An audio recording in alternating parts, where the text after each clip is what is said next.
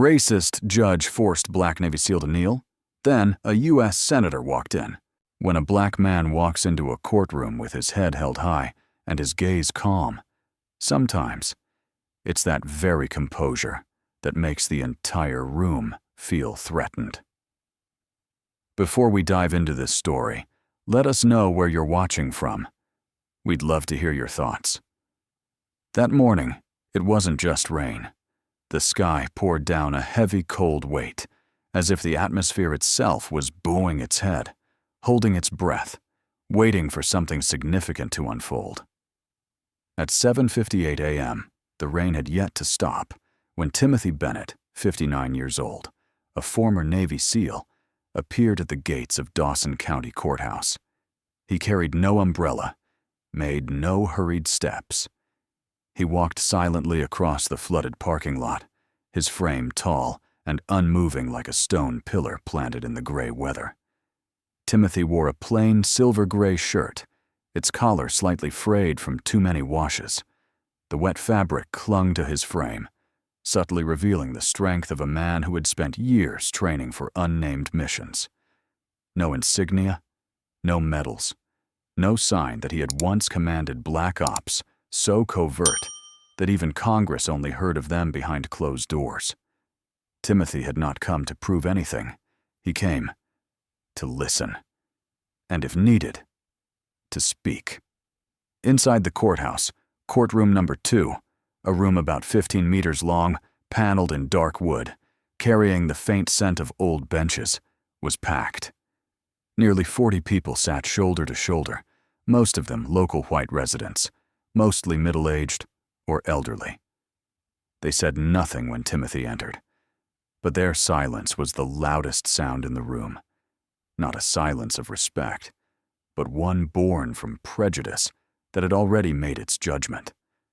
Their eyes fell upon him like thermometers, as if waiting for a spark from the man they believed they understood, by skin alone.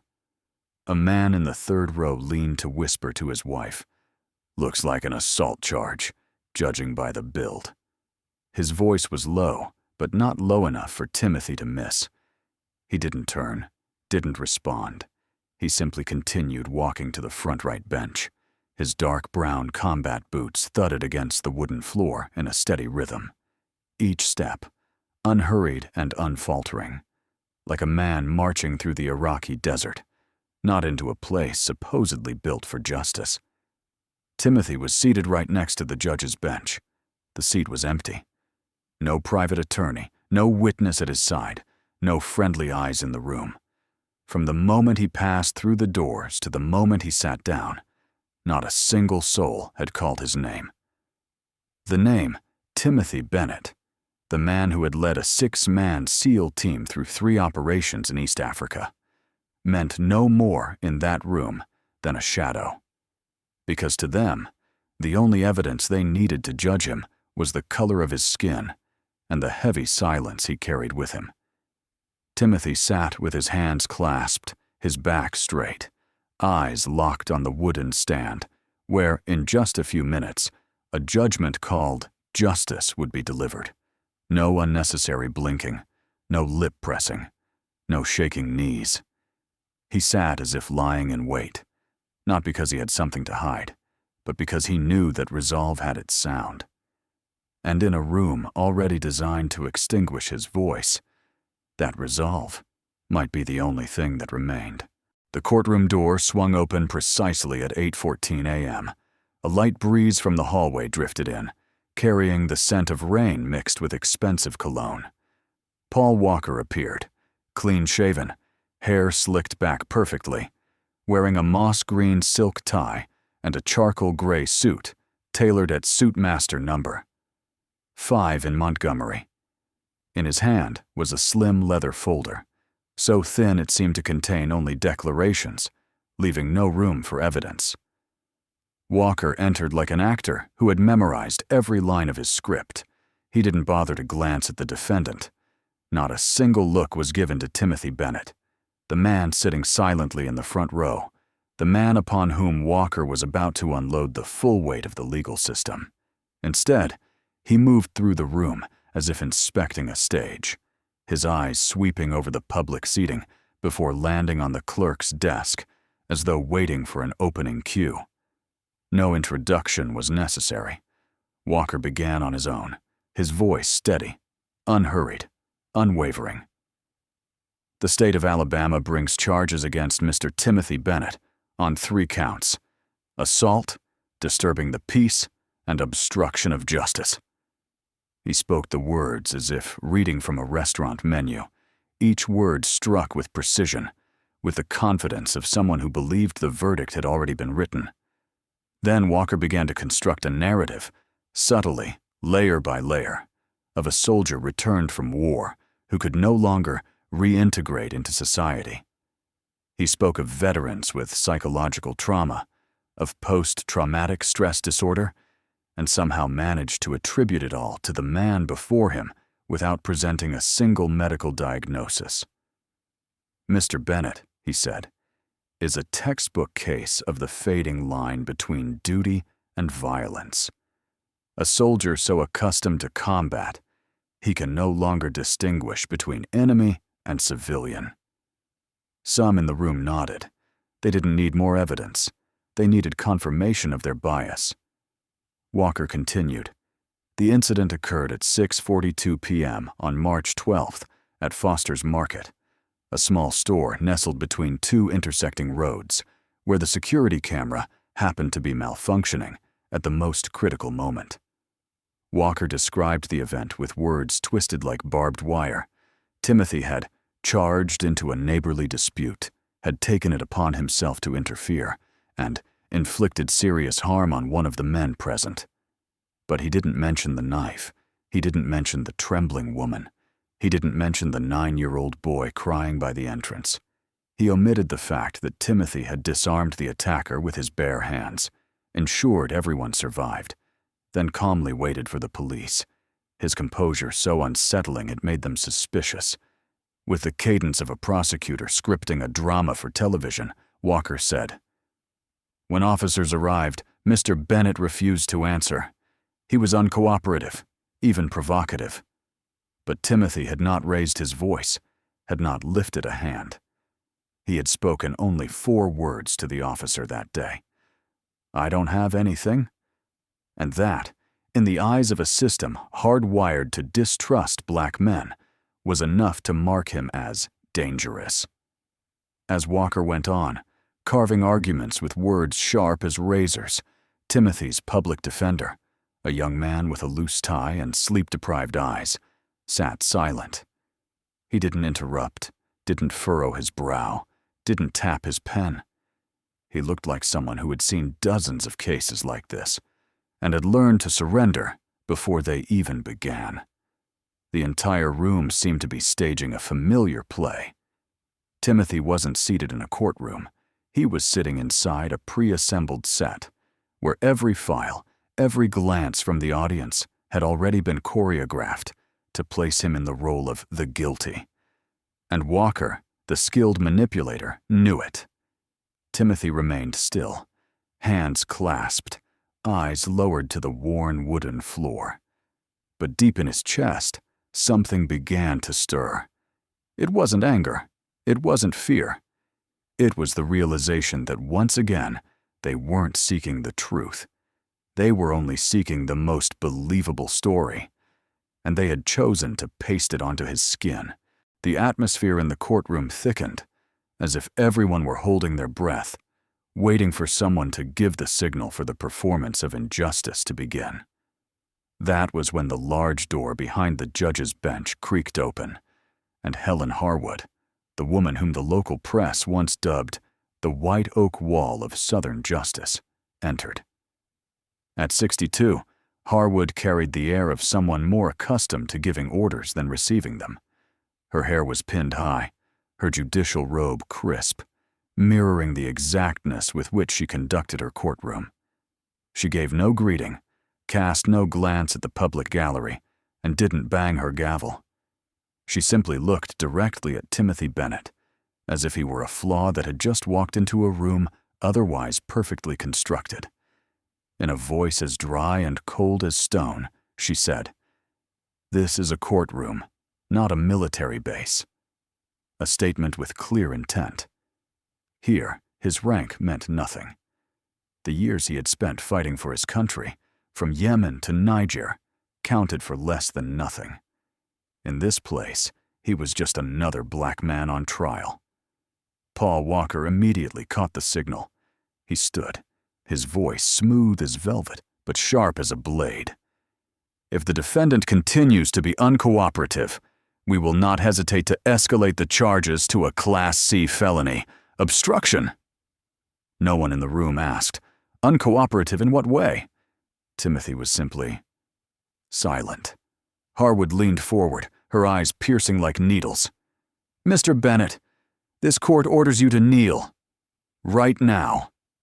It was not a thunderous sound, but a silence so loud it stunned. No one objected. No attorney stood up. The white collars in the gallery did not avert their eyes. They turned them straight toward the target, as if waiting to see how he would react. Timothy didn't move. In those few seconds that stretched like years, time seemed suspended. He turned his head, slowly, deliberately, not toward the judge or the prosecutor, but to the last row of seats, where his eyes met those of a 9-year-old boy. Jeremiah, the boy with tousled curls, wearing an oversized blue hoodie, legs dangling above the floor, was sitting beside his mother, the woman Timothy had risked his life to save weeks earlier. The boy's eyes were wide, confused as to why his hero was being treated like a criminal. In that gaze was a silent question. Do good people get punished too? Timothy exhaled. Not long, not loud, just enough to send a final message to himself. Not a failure, not defeated, but a man who chose not to break the courtroom with rage, but with absolute control. Then he knelt, not like someone being humiliated, but like someone writing a declaration with his body. Each vertebra seemed to lower with conscious deliberation. His knee touched the floor, but his back remained straight, hands resting lightly on his thighs, eyes not lowered, but steady, looking forward, toward the belief he refused to surrender. The gavel struck. Let the record show. The defendant has complied. A soft rustle rippled through the room, the sound of chairs shifting, a sleeve being pulled, whispers blurring like wind. Is this justice? Paul Walker smiled, coldly, but not as fully as before. Because in that proud kneel, he saw something he could not break. Unshakable dignity. Timothy said nothing, but his silence shrank the room, as if it were they who were now on trial, for what they had allowed to happen. And Jeremiah, for the first time, didn't flinch, didn't look away. He watched that man the way someone looks at what they must one day grow up to protect. Timothy knelt, not because he lost. He knelt to prove that sometimes defiance requires no weapons, no voice, no blood. Just one knee to the ground, at the right time in the right way, is enough to crack a system that once seemed invincible. They only saw a black man kneeling in the center of a courtroom, not the scars he carried, not on his skin, but deep within memories no one had ever asked about. And sometimes, what remains unspoken is what weighs a man down the most. Timothy Bennett was once a senior commander in Task Force Black 7, a covert branch of the Navy SEALs, so classified that even congressional budget reports listed it only as non-combat training expenses. Top tier. His final mission, Ghost Echo, took place in November 2011, along the border between South Sudan and the Central African Republic, in a region not marked on any civilian map. The objective was an armed military camp using children as human shields. Under directives from Joint Command Headquarters, Timothy's 6-man team was to infiltrate at night, verify the target, and extract 2 captured diplomats. A clean, fast, safe operation. But the satellite imagery was wrong. The intel was wrong. and the order from a colonel sitting 6,000 miles away led them straight into an ambush. 3 soldiers were shot dead within 11 minutes, among them Lucas Bishop, Timothy's childhood friend from Chattanooga. They had once biked together to early morning jiu-jitsu classes in winter, sworn to enlist side by side, and promised that if one died, the other wouldn't let his name fade away. Lucas died from shrapnel slicing across his temple as they retreated under fire. Timothy didn't allow anyone else to carry the body. He bore Lucas on his back for 6 kilometers, crossing unmarked minefields, then waited in silence for the helicopter, hand on his rifle, his friend's blood on his shirt, heavier than the body it soaked.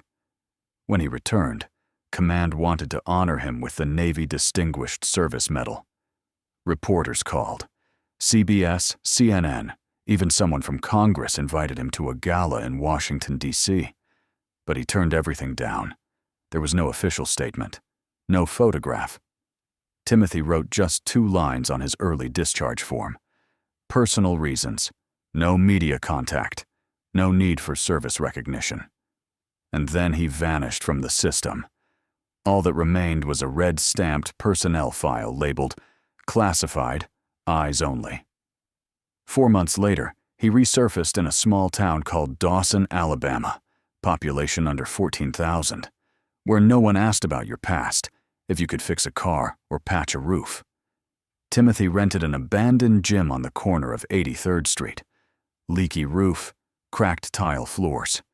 He reassembled the equipment himself, hung punching bags, and laid down wooden training boards. No signage, no ads. But gradually, groups of teens began to show up, at first out of curiosity, then drawn by the quiet authority of a man who didn't need to shout to command respect. He taught martial arts for free, discipline without shouting or striking, and after class, he often drove each kid home. Many of them had never seen their fathers, but they called him Coach Tim.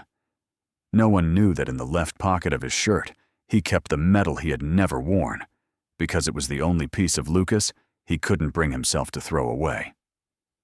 One rainy afternoon, Jeremiah, the boy from next door, asked him, "Does wearing a uniform mean you're a good person, Uncle Tim?" Timothy was quiet for a moment, then answered, "No. Some wear uniforms to hide bad things, but some take theirs off to protect the good left in them. And sometimes silence isn't fear. It's what happens after you've spoken too many times and no one listened." In Dawson, no one called him a hero. No one mentioned SEALs. They only knew him as the man who knocked on every door after the storm to help patch up metal roofs, the man who brought gas to a single mother stranded on the highway, the man who carried Jeremiah home from the market that day after he saw his mother nearly stabbed. And none of it, was in Paul Walker's file or the court transcripts. But it was the entire reason Timothy Bennett didn't lower his head, because he had already bowed once, on the edge of life and death. But here, in a room that drew justice with chalk on a blackboard, he didn't bow out of fear, but because he knew some battles must be fought in another way to be won. In the middle of a courtroom where justice was being twisted by prejudice and power, a child sat small and still among a crowd of silent adults. Jeremiah, 9 years old, knees pulled to his chest, hands gripping the edge of a cold wooden bench, kept his eyes fixed on Timothy Bennett with a gaze no one else bothered to notice. He was one of the few people in the room who knew the truth, not through files, not through legal arguments, but through lived experience, through memories still raw and only weeks old. That day, at 6:42 p.m., at Foster's Market grocery store, Jeremiah had been there. He was holding a bag of cookies and a carton of milk his mother had asked him to buy, standing near the door when the shouting began. 2 men, one of them wielding a knife, had cornered his mother, Cecilia Mace, between a shelf and the glass door. No one stepped in. No one spoke up. Until a calm, deep voice broke through. "Let her go." It was Timothy. He didn't yell, didn't panic. He simply stepped forward, slow and steady, like he was walking into a room filled with smoke. Within 8 seconds, Timothy had disarmed the man, locked his arms, and pinned him to the ground with a pressure control technique he had once used during a mission in Somalia. He didn't hit, he didn't shove, he hurt no one. But when the police arrived, they didn't speak to the woman, didn't check the cameras. They saw only a black man in the middle of chaos with strong arms and cuffed him on the spot. And now, Jeremiah was watching that same man kneel, not in the middle of a frantic store, but in a courtroom so silent it felt cruel. No witness list mentioned his name. No one asked. No one knew he had been there. Jeremiah understood that. And he also understood that he couldn't take the stand, because at 9 years old, people still didn't think his voice mattered. But he carried something with him, a blue click pen, the kind that makes a soft snap when you press the top. Timothy had given it to him after their first training session at the gym, when they sat together to write in their fitness journals. To be strong, you have to remember, Timothy had told him. Jeremiah reached into his hoodie pocket, pulled out that pen, and a crumpled envelope his mother had shoved in earlier to hold a receipt. He laid the paper on his knee and carefully wrote each letter, bold and steady, just as Timothy had taught him, to keep his writing firm, like a good punch. You saved my mom. I saw it. Just 4 lines. No punctuation, no embellishment. But in every shaky stroke was a testimony no court could refute, if only it would look. He didn't hand it to anyone. He simply folded the paper in half, pressed it against his thigh, and sat still. No raised hand, no dramatic tears. Because he knew. Some truths don't need to be shouted to survive. Timothy didn't turn around. But he knew. He always knew. Just like he could read an enemy's stare from behind a stone wall, or hear silent footsteps across a desert floor. He noticed every shift in that room, and the movement of those small hands clutching that trembling paper. That was the only thing that made his heart pause throughout the entire trial. He didn't smile. He didn't cry. He simply nodded. One short, quiet nod, enough for anyone observant to recognize it as gratitude, as a promise, as the quiet confirmation that he did not regret a thing. And for Jeremiah, that was enough to straighten his back, to stop swinging his legs, to let go of the confusion in his eyes. The boy had just discovered a model of courage, not from a storybook, but from the silent posture of a man treated unfairly, who never let go of his kindness. Timothy kneeled, but Jeremiah stood up from within. And sometimes, a child doesn't need to speak loudly. Only a folded piece of paper and an unwavering gaze fixed on his hero can shift the air in a room sealed shut by prejudice. The small side door of the courtroom creaked open. A white man, slim-built, in his early 40s, with neatly trimmed hair and wearing a pale purple tie, stepped in. The courtroom assistant announced loudly, "Next witness, Mr. Daniel Kerr." Kerr walked up to the witness stand with the composure of a man leaving a classroom, not stepping into a criminal trial. His gaze swept across the courtroom, pausing briefly on Timothy Bennett, not with awkwardness, but with the cold certainty of someone who knew he was about to be believed. After being sworn in, Daniel Kerr began recounting the incident. His voice was smooth, as if rehearsed in front of a mirror. "I was standing at the end of aisle 3 in Foster's Market, about 25 feet from the scene. I saw a large black man, looking very aggressive, charge at 2 other men without any clear reason. They didn't fight back. I was very frightened." The story sounded like it had been copied from a cheap novel. Simple, linear, without gaps, and completely devoid of truth. Yet no one in the room questioned it. No one asked why he didn't approach the scene. No one asked why he didn't call the police, record a video, or try to help. And especially, no one asked, Why was there no footage at all? The store's security cameras reported to be undergoing technical maintenance on the exact day of the incident. A young woman named Kiara Wells, who had recorded footage of the chaos for the police, had her phone, according to records, confiscated for evidence review, and later it went missing during storage. No data remaining. That was the police's conclusion. No backups, no archival copies, no questions about chain of custody or responsibility. Timothy sat still, his gaze slowly shifting toward Kerr. He let the man finish his entire testimony without interruption, without a shake of the head, without a smirk. Then, when Judge Harwood allowed a response, he spoke slowly, without resentment. You weren't there, just 5 words. But the tone in that sentence made the entire room sink into a brief hush. Paul Walker immediately stood, approaching the bench with his usual half-smirk on display. Mr. Bennett, you are not a lawyer, and this is a courtroom, not a battlefield.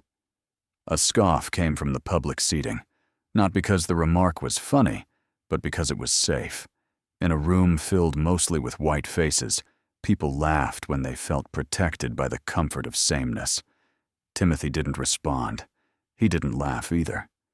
No one in that room knew he had once authored military briefings for the Senate Armed Services Committee, or stood before a 3D digital map presenting strategy to Rear Admiral Ron Tiller during Operation Oathfire. He had also lectured at the National Defense Law Institute for senior strategic officers. But he didn't mention any of that. Because he understood, credentials didn't make them listen if your skin didn't match their expectations. That courtroom didn't need evidence. It only needed a story that fit an old script. That a large, quiet black man must be a threat. And Daniel Kerr? He probably knew he was fabricating, but he understood how the system worked. All it needed was a coherent narrative. All it required was to leave no space for truth. And most importantly, it demanded that the main character remain silent. But in Timothy's silence, there was something no one noticed. He wasn't silent out of fear. He was silent because he understood. Truth does not need to scream to survive. It only needs to be seen, even if it's by a single small pair of eyes at the end of the room. And those eyes belonged to Jeremiah, who was still watching, unblinking, unwavering, unshaken. And in that child's heart, every lie spoken today would never erase what he had seen with his own eyes.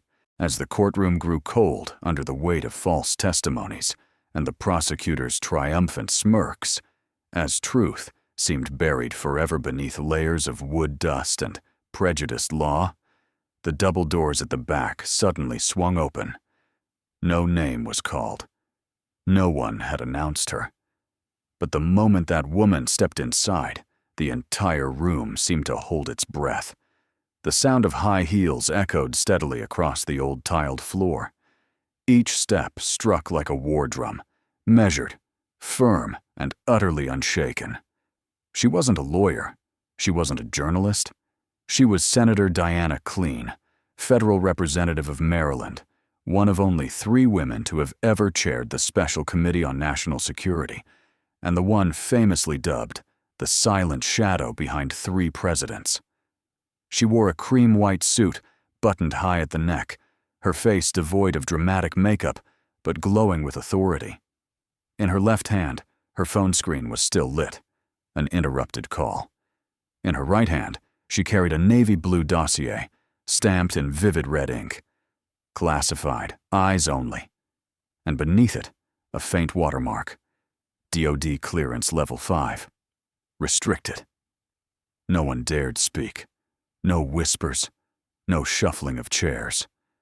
The packed courtroom suddenly felt too small for her presence. Paul Walker awkwardly set his pen back on the table. Judge Harwood froze, eyes widening as she saw the woman approaching the bench was not a witness, but a national force of reckoning. Diana didn't ask for permission. She didn't wait for an invitation. She laid the file on the judge's desk and said only 3 words, her voice low but unwavering. "You need this." Judge Harwood hesitated. Her eyes flicked to the dossier, then to the senator. Her fingers opened the cover, and, line by line, the color drained from her face. Her eyes scanned the first page. Operation Ghost Echo. Command, Officer Timothy Bennett. ID code 470C-TR. Page 2. A blurred black and white photo of soldiers retreating from a civilian compound in Chad, bullets still flying. Page 3. Internal Navy correspondence, stating, Bennett exceeded operational protocol, led diplomatic convoy out of strike zone. Result, 0 casualties. Mission success. Recommended for Navy Cross, non-roster. Page 4. Signature. Not Timothy's. A shaky signature belonging to Diana Clean herself, signed at 3:14 a.m., June 17, 2008, at a temporary airbase in southern Algeria. Back then, she was a civilian advisor for the U.S. Foreign Affairs Bureau on assignment in Chad when the convoy was ambushed. Amid the gunfire, amid the chaos, she heard a voice over the radio. Bearing 260. There's a ridge. Stay low. 3 steps left, 2 steps right. I see you. She never knew the name of that voice. For 15 years, she kept that memory locked away, until she saw an image of Timothy Bennett kneeling in a courtroom beneath a headline that read, Defendant obstructs law enforcement. She immediately searched classified records, and when the name Bennett, Timothy, Command, Ghost Echo appeared, she knew. This was a debt that could not be left unpaid. In the courtroom, Paul Walker jumped to his feet, stammering, Your Honor, this has nothing to do with the current case. Diana turned toward him, her voice not loud, but sharp enough to cut through stone. Everything in this file predates your law degree, and no one in this room, including you, holds the authority to refute it. Then she turned to the gallery, still frozen in stunned silence. This man has done more for this country in the shadows than most of you have in the spotlight. Her voice lowered, deliberate. You forced him to kneel, but he did not bow. The only ones who should feel ashamed today are those sitting behind the bench of power. Timothy said nothing, but for the first time during the entire trial, his eyes softened, no longer braced, no longer guarded, but lighter, as if someone had finally stepped in to carry part of the weight. And then, Diana turned and walked away from the bench. She didn't need a gavel. She didn't need permission. Because truth, when armed with classified files and a living memory, doesn't wait to be invited. Diana Clean didn't need to raise her voice, didn't need to lift a hand, didn't need to cite any statute.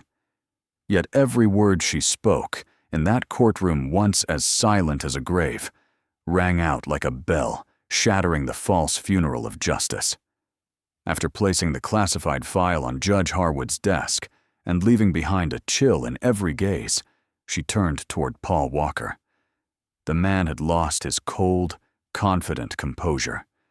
He no longer adjusted his collar, no longer tapped his pen like a conductor orchestrating a courtroom drama, because before him now, the truth didn't need justification. It only needed presence. Diana's voice didn't change. Low, steady, stripped of anything unnecessary. You don't follow the law, Paul. You follow comfort. A sentence like a blade peeling the glossy lacquer off the prosecutor's chair he sat in. It didn't just condemn his actions. It laid bare how the entire system operated, through convenient selection, strategic silence, and a smugness built on skin color and privilege. You don't have to shout, because all you've ever done is hear what you want to hear, see what you want to see, and ignore everything that might hold you accountable. Paul Walker swallowed hard. His face, once held high before the jury, once cold before the defendant, now tilted slightly downward, his eyes shifting like a schoolboy caught cheating. The atmosphere in the room began to change, but not because of a judge's gavel, not from any argument. It was the silence that followed the truth, a silence that couldn't be disputed, couldn't be dismissed, couldn't be ignored. Diana walked slowly toward the center of the courtroom, not behind a podium, not using a microphone. She simply turned toward the crowd, the citizens seated in the public benches, one by one. "You saw him kneel. But did you see what happened?" she asked, without waiting for an answer. "When he knelt, he didn't collapse. You didn't lower him. You only lowered yourselves." Judge Harwood's lips pressed tight, as if trying to keep something from spilling from her tightening throat. Her eyes remained fixed on the file before her, as if by not looking up, she could will Diana's words into non-existence. Paul Walker opened his mouth to speak, but didn't make it in time. Diana raised one hand, not as a gesture, but as closure. "I never knew his name. I never saw his face. But he saved my life. And after everything he's done, the only thing you gave him was handcuffs and an order to kneel." There was the sound of a deep breath from the back row. An elderly woman's trembling hand lifted a tissue to dab her nose, not sobbing aloud, but her eyes swollen red. No applause broke out. No one dared, because in that moment, the courtroom was no longer a place to judge one man. It had become a place where everyone had to reckon with themselves. Diana turned once more to Timothy, still kneeling, back straight, hands resting on his thighs, unwavering. But his eyes, for a brief instant, softened, not because he needed saving, but because finally the truth had been spoken. For him, without anyone needing to shout. There were no triumphant shouts, no handcuffs clattering dramatically to the floor, no grand declarations from the judge's bench. Everything ended in silence, just as it had begun. But this time, the silence no longer belonged to submission. It was the result of awakening. As the trial ended, some left the courtroom with heavier steps than when they entered. No one was convicted, and no one was declared innocent. But something had been exposed, without the need for an official ruling, and everyone knew they had witnessed something irreversible. Moments after Senator Diana Klein exited the courthouse, reporters swarmed the building, holding up recorders, cameras, and microphones. Everyone wanted to know, would Timothy Bennett, the man forced to kneel in court over a fabricated charge, now confirmed to be the commander of the covert Ghost Echo mission, pursue legal action? Diana personally approached him after the proceedings. Her voice remained steady and clear as it had been in court, but her eyes had softened. "If you want to, I'll stand by you all the way. We have the right to sue them." Timothy simply shook his head, not angry, not cold, just calm. "Justice isn't punishment," he said. "It's memory." That sentence, simple, unadorned, was overheard by a nearby journalist. Within 12 hours, it became the headline across the front pages of the Washington Observer, the New York Times, and the Atlantic. But what the nation couldn't ignore wasn't the words. It was the image. The photograph captured the moment Timothy knelt, head held high, eyes fixed on the back of the courtroom, where young Jeremiah sat, clutching a handwritten note. "You saved my mom. I saw it." There were no stage lights, no perfect composition, just a grainy photo taken by an attendee's phone. But it was an image no one could look away from. Within 48 hours, the photo appeared on 17 major newspaper covers, was shared over 1.3 million times on social media, and became the subject of debate at 3 top law schools. The hashtags number, Justice is Memory, number, He Knelt, We Stood, and number Timothy Bennett spread widely, from social justice advocates to veterans who had once served with him.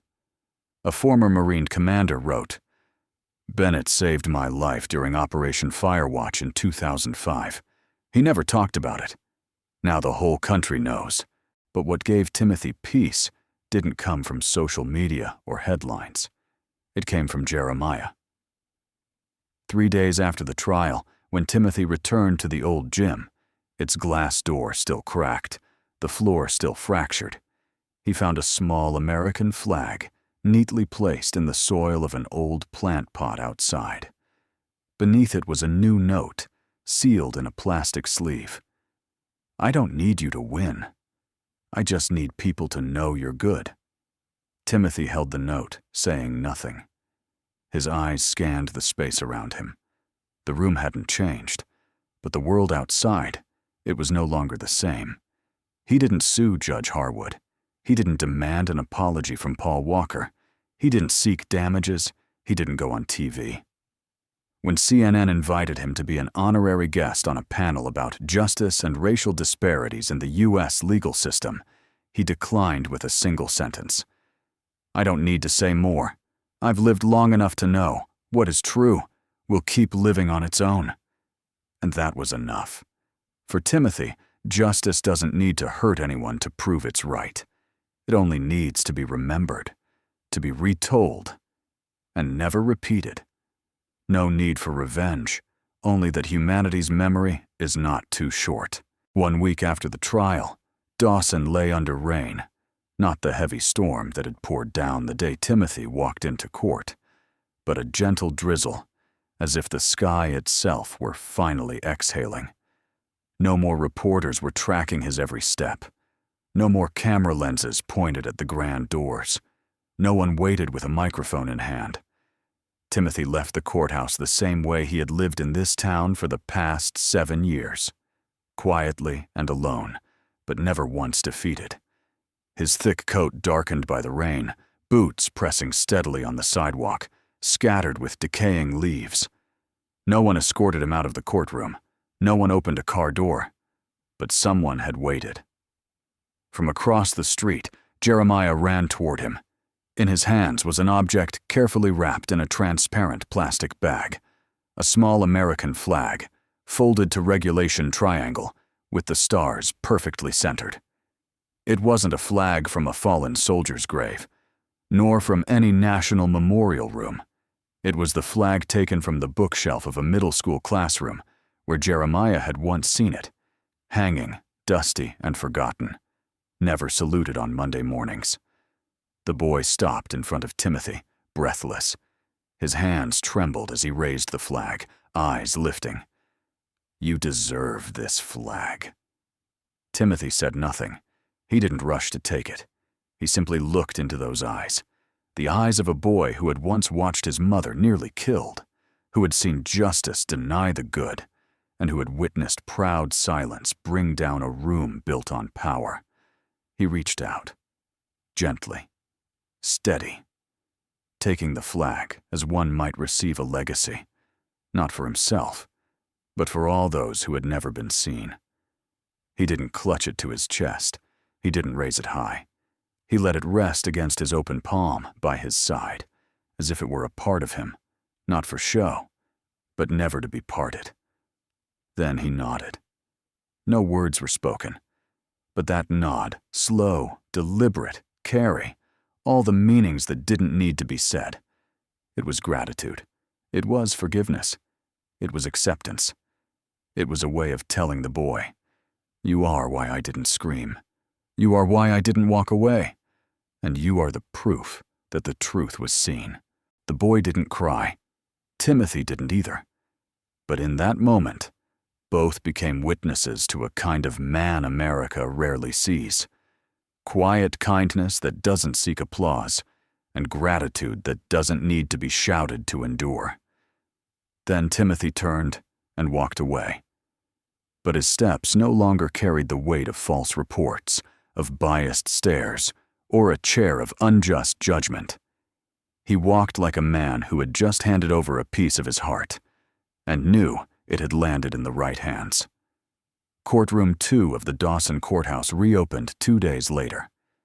The next hearing, a small land dispute, was nothing remarkable. But the wooden bench where Timothy had once been ordered to kneel, the front right seat, closest to the judge's podium, remained empty. No one was assigned to it. No one dared to sit there. One court staff member later recounted that during the final cleaning after Timothy's trial, as he dusted beneath the bench, he paused for 5 minutes, not because of dirt, but because of a small piece of paper wedged into the wooden slat. "You saved my mom. I saw it." They didn't replace that bench, not out of cost, but because some chairs are no longer just wood. They carry the shape of those who sat and what they left behind. The people of Dawson no longer called Timothy the quiet coach. They called him by his full name.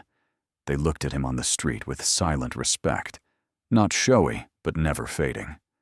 Because once he had knelt, not in guilt, but for something greater. And then Hira Ross, not needing anyone's help, but lifting a nation with him. And in the memory of young Jeremiah, of a younger generation, of a small town, and perhaps of America itself, Timothy Bennett wasn't just a name found in a classified dossier. He was the man who made justice, in all its silence, speak again.